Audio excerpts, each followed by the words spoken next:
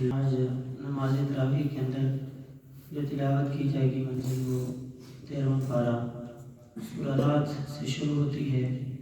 4 صورتیں آج ہم نے تلاوت کرنی ہیں، سورۃ الرعد، سورہ ابراہیم، سورہ حجر اور سورۃ النحل۔ یہ تقریباً 12.25 بنتا ہے، کوئی ایک رکوع کم ہے اس میں سے۔ سورۃ رعد یہ مدنی صورت ہے، اس کی کل 43 آیات ہیں اور 6 رکوع ہیں۔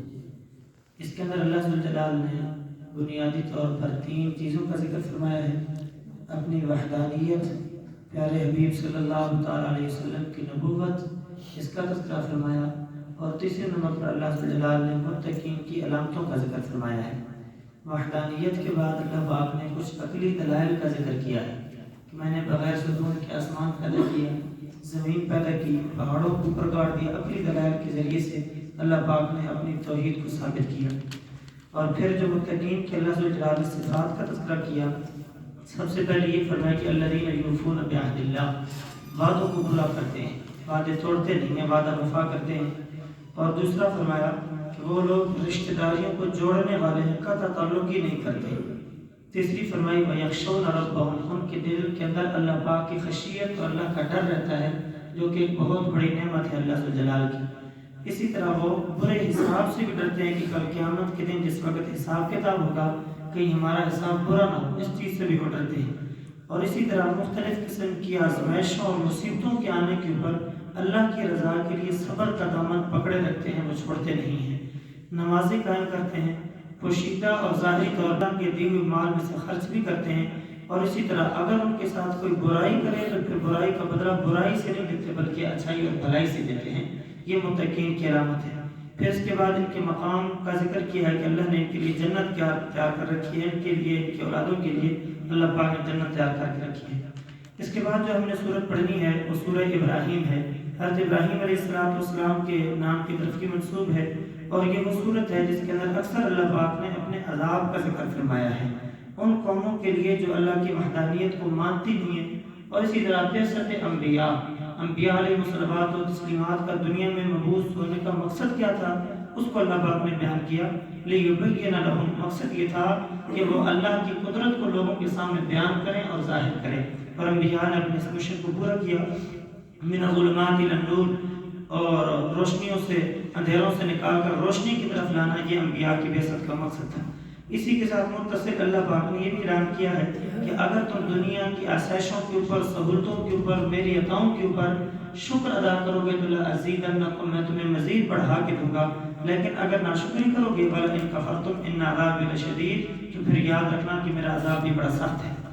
پھر اس کے بعد اللہ پاک نے اپنے ایک فیصلے کا ذکر کیا ہے کل قیامت کے دن، جس وقت جنتیوں کے بارے میں فیصلہ ہو جائے گا یہ جنت میں چلے جائیں، جہنمیوں کے بارے میں فیصلہ ہو جائے گا یہ جہنم میں چلے جائیں۔ اس وقت جہنم کے گڑھے میں کھڑا ہوگا شیطان، وہ تقریر کرے گا۔ اس تقریر کا ذکر اللہ پاک نے یہاں سورہ ابراہیم 13 بارے میں کیا ہے، اور اس شیطان کی جو تقریر ہوگی اس کا مواد یہ ہوگا ان اللہ وعدکم وعد الحق، اللہ نے تمہارے ساتھ ایک وعدہ کیا تھا۔ جہنمیوں کو مخاطب کر کے کہے گا اللہ نے تمہارے ساتھ ایک وعدہ کیا تھا، اور وہ وعدہ کیا تھا میرے احکامات کے مطابق زندگی بسر کرو گے جنت میں جگہ دوں گا، اس کے برعکس کرو گے تو جہنم تمہارا ٹھکانہ بنے گا۔ اللہ نے اپنے وعدے کو سچ کر دکھایا، تم لوگوں نے اللہ کی بات نہیں مانی، اللہ نے تمہیں جہنم کے اندر پھینک دیا۔ اور ایک وعدہ میں نے بھی تمہارے ساتھ کیا تھا، وہ وعدہ کیا تھا کہ میں کل قیامت کے دن تمہیں بچا لوں گا، مختلف صورتوں میں وہ سامنے آتا تھا، میں تمہیں بچا لوں گا، کچھ نہیں ہونے دوں گا، جہنم کی طرف نہیں جانے دوں گا، لیکن فاخلفتکم، میں نے اپنے وعدے کی خلاف ورزی کی ہے۔ آج تم مجھے نہ کوسو، اپنے آپ کو کوسو، فلا تلومونی ولوموا انفسکم، اس لیے کہ ما کان لی علیکم من سلطان، میرا تمہارے اوپر کوئی غلبہ تو نہیں تھا، میرا تمہارے اوپر کوئی زبردستی کوئی زور تو نہیں چلتا تھا، اپنی مرضی سے تم نے میری پیروی کیا، بھگتو، میں بھی اسی جہنم کے اندر ہوں، تم بھی اسی جہنم کے اندر ہو۔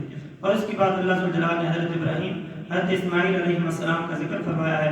پھر اس کے بعد اگلی سورۃ الحجر ہے۔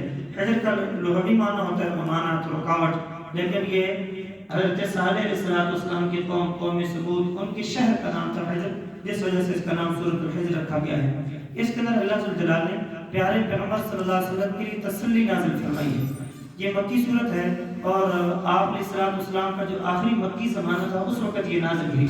آپ اسلام پر مختلف لوگوں نے فتوے تانے کسنا شروع کر دیے، کوئی جادوگر کہتا، کوئی کیسا، کوئی مجنون، کوئی مختلف قسم کے ताने और फतवे लगाना शुरू कर दिए।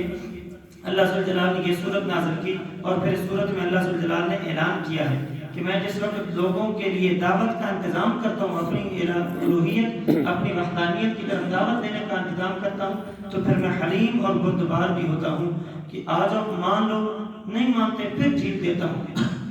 बुर्दबार है अल्लाह, जीत देता हूँ, मान ले तो ठीक, न माने तो फिर मैं ऐसी गिरफ्त करता हूँ कि जिस गिरफ्त से छुड़ाने वाला भी कोई नहीं होता। अल्लाह पाक ने मुख्तलिफ कौमों के बीच में जिक्र फरमाया है, कौम लूत का और दीगर कौमों का जिक्र किया है जिन्हें अल्लाह पाक के अजाब ने आ लिया था। इसके बाद सूरत नहल है, ये भी मक्की सूरत है। नहल शहद की मक्खी को कहते हैं। इस सूरत के छठे रकू में गालिबन शहद की मक्खी का जिक्र है। पूरा वाक़या बड़ी तफसील से अल्लाह पाक ने जिक्र किया है, उसी वजह से इसका नाम जो है ये नहल रखा गया है। इसकी इब्तिदा के अंदर अल्लाह सुब्हानहू व तआला ने क़यामत का जिक्र किया, बल्कि कुर्बे क़यामत का जिक्र किया। अता अमरुल्लाहि फला तस्ताजिलू, क़यामत आई नहीं, लेकिन अल्लाह पाक ने कहा कि यूं समझो कि आ गई है। जिस तरह के कोई आदमी मुझे ये कहता है कि ये काम मेरा कर दे, मैं कहता हूँ यूं समझो हो गया, मुझे यकीन है मैंने करना है, उसे यकीन है ये मेरा काम करेगा। मैंने कहा यूं समझो आपका काम हो गया है। अल्लाह क़यामत के बारे में ये लफ्ज़ बोल रहे, अता अमरुल्लाह, यूं समझो आ गई है, क़यामत आ चुकी है। कुर्बे क़यामत का जिक्र किया। इसके बाद अल्लाह पाक ने कुछ इनामात का जिक्र किया है, फिर शहद की मक्खी का जिक्र है जो हमारी कल की मंजिल में आएगा इंशाअल्लाह। सफ़े